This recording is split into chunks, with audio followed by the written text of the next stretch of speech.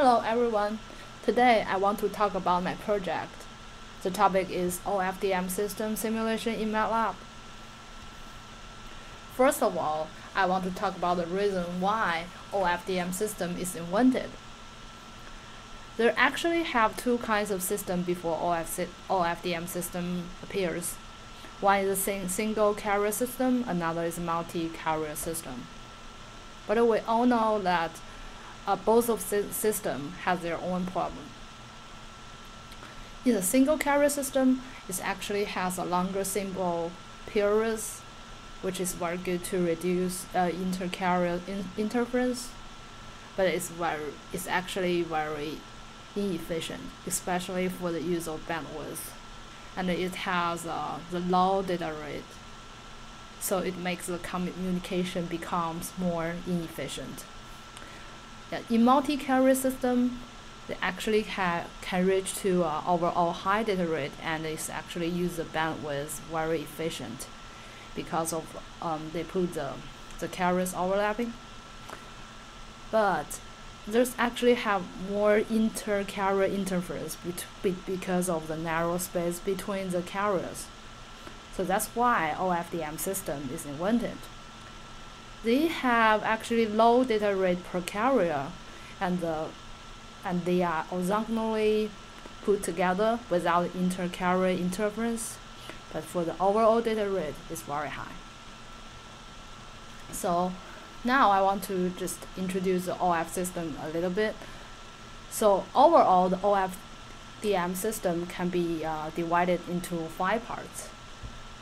So OFDM transmitter, OFDM receiver, and a communication channel, input file, and output file. So here the input file is just input image, output file is output image, .bpm file. So we can see in the transmitter part, the modulators is its main function. In the OFDM receiver, the demodulator is its function. So that's the constitutions of OFDM system. So now I want to talk a little bit more about OFDM system in detail. So from these pictures, we can see the transmitter in OFDM system. So Sn is actually a serial stream binary digit stream. So during the process of inverse multipliers, those digits are divided into n parallel streams. So so from x0 to xn minus 0 is n parallel stream. So each stream maps a stream of symbol by use of some constellations here. So the constellation in my project is MPSK. So including a BPSK, QPSK, 16 PSK, 246 PSK. In my project, four PSK modulations. Then each side of symbols is computed by inverse FFT, and after inverse FFT, the space signal transferred to time signal, and later the signal are quant-rate mixed, and their real and imaginary components will change to analog signal.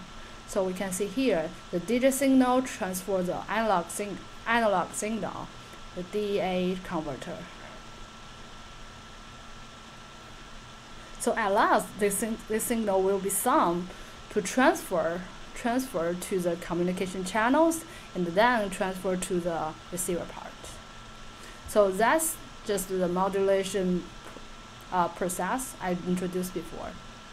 So this is the receiver in FDM system. So after the data pass through the communication channel, this is how the data convert in the receiver part. So actually, this is the totally inverse process of modulation. That's why it's called demodulation, right? So RT is RT is actually the receive signal, which is a counter to mix down to the baseband by use of the sine and cosine wave at the carrier frequency. So then the baseband signal goes through the analog to digit converter. So here is ADC, and later it's computed to fast Fourier transform to converted those time signal back to the space signal. So then each of them received parallel, they begin to convert it back to a binary stream, and finally all this parallel stream will be turned back to a serial signal stream by combining all parallel convert binary stream. Okay. So this is the demodulation part. Actually, I just explained to you before. So now I want to talk about the communication channel. So in my project, the communication channel is interfered by like two factors. One is a white Gaussian noise, another is a clipping. So we can see the AWGN here. There's a transmitted signal.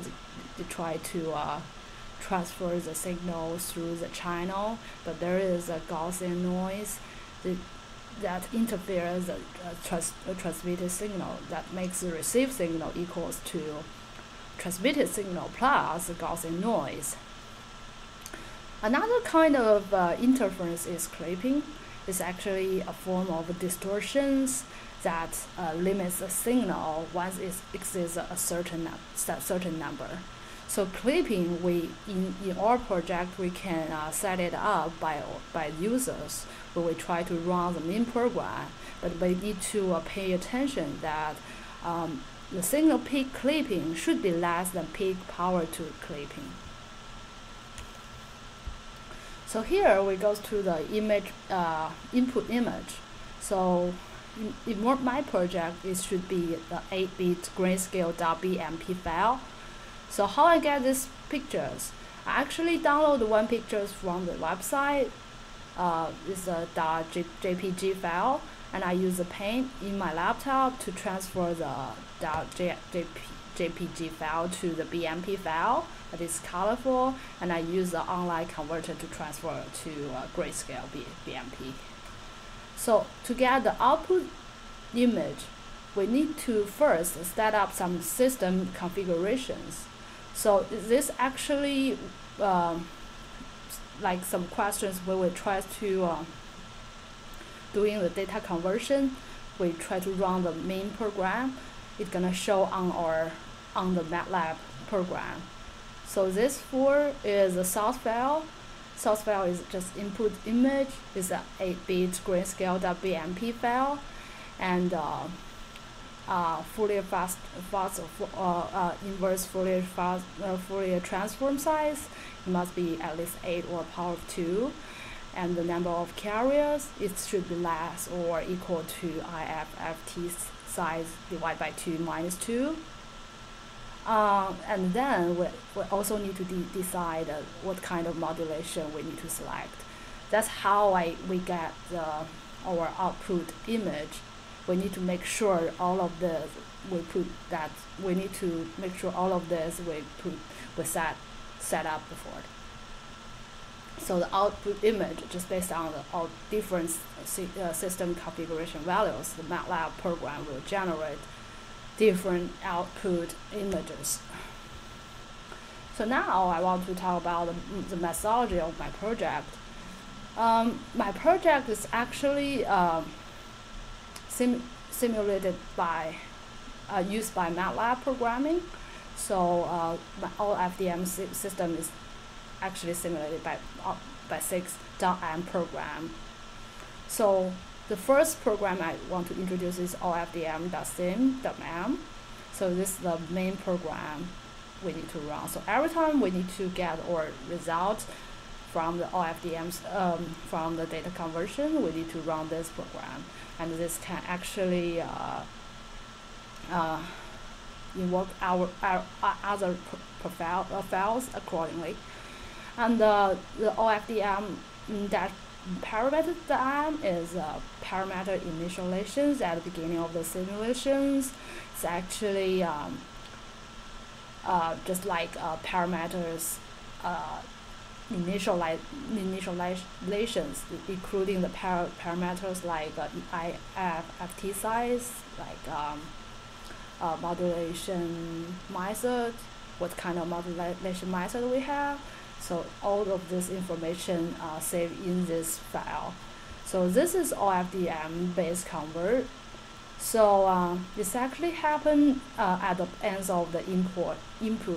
So the source data is converted to the symbol size corresponding to the modulation type we pick by users. Now this file is the modulation file of OFDM system before the data transmission, and this one is a frame detect form. The frame detect file. So it's synchronized with receive signal before the demodulations, and it's actually just make sure we get the correct frame by detecting the starting point of the frame of the received signal. So this one OFDM demode is OFDM demodulation after data reception. So now I just want to evaluate the program or OFDM system. To evaluate the program result, we need to fix the system parameters value when we run the mean program.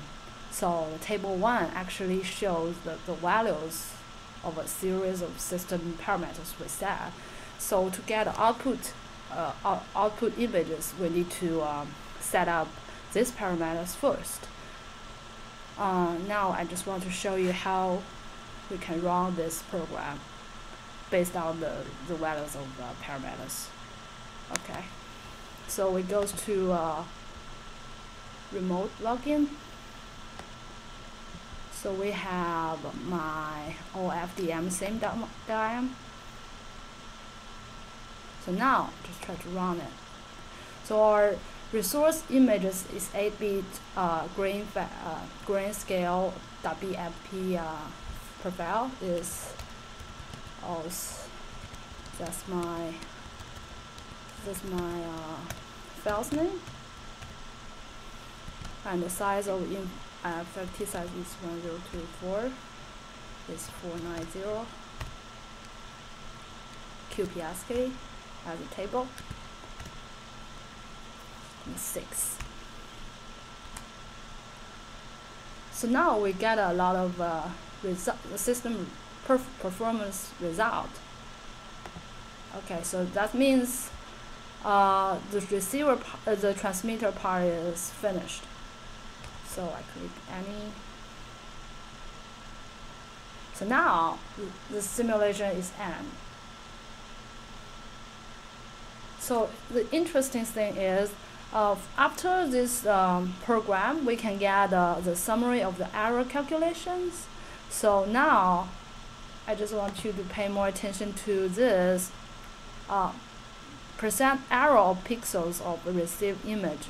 That means the difference of the difference between the original input images and output image. That means there's more than 50% of pixels is different from the between the input images and output image.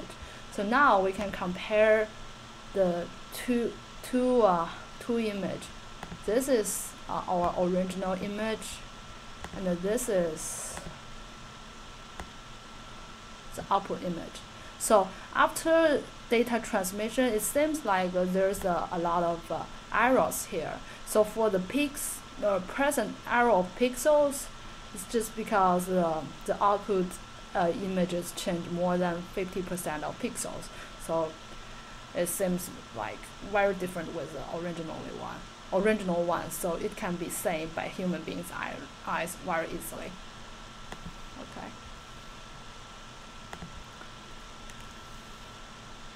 So that is our simulation log as I showed you before. And an output image, we need to make sure it's still a BMP file. This is output image.